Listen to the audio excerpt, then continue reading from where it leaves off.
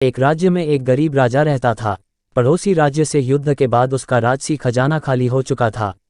धन संपत्ति के नाम पर उसके पास कुछ शेष नहीं था, मगर वह एक नेकदिल राजा था और प्रजा की खुशहाली के लिए कुछ भी करने को तैयार रहता था।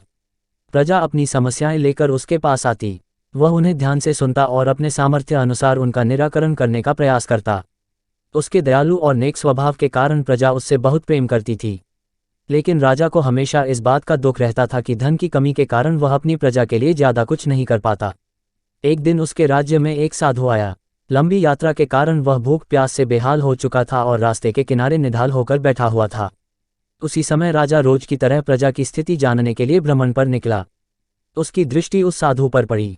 वह उसके पास गया और उसका हाल पूछा। साधु ने कहा कि उसे जोरों की भूख लगी है। राजा उसे अपने महल ले गया और उसे भोजन करवाया।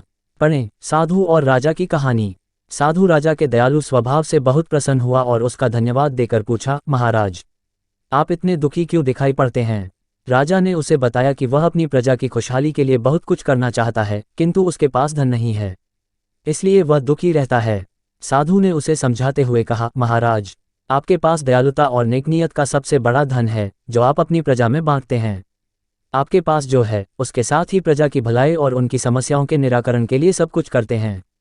आपकी ये भावना आपको सबसे धनवान बनाती है, इसलिए आपकी प्रजा कमियों के बाद भी आपके राज में सदा प्रसन्न और खुशहाल रहती है। पढ़ें, राजा और वृद्ध पुरुष की कहानी। साधु के इन शब्दों का राजा पर गहरा असर हुआ। उसने तय किया कि वह जिस हाल में है उसी में खुश रहेगा और उसी हाल में रहकर अपनी प्रजा के साथ खुश रहेगा। वह समझ गया था कि जीवन में सबसे बड़ा धन आंतरिक खुशी है। सीख, moral of the poor king story in Hindi.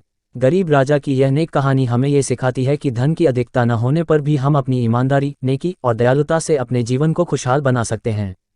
आशा है आपको गरीब राजा की कहानी स्टोरी पसंद आई होगी। ऐसी ही हिंदी मॉरल स्टोरीज, नाटक, कहानियाँ पढ़ने के लिए हमें सब्सक्राइब अवश्य करें। धन्यवाद।